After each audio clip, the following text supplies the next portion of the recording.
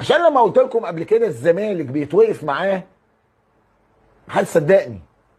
دليلي لما قلت سيبكوا بقى من نغمه المظلوميه ومش المظلوميه وفتحيه وثانيه سيبكوا حطوها على جنب. الا الكذب. الزمالك بيتوقف معاه بيتوقف معاه. ما هو اهو يا ابني قول. الزمالك مش مضطهد. لا مش مضطهد. الزمالك عنده خطأ الاداري الكارثي اللي جواه اللي بيرجع النادي سنين ضوئيه لورا. انا بعترف. الله اكبر عليك. انا بعترف ولازم اعترف بغلطي ولازم اعترف انا فين عشان ابقى كويس.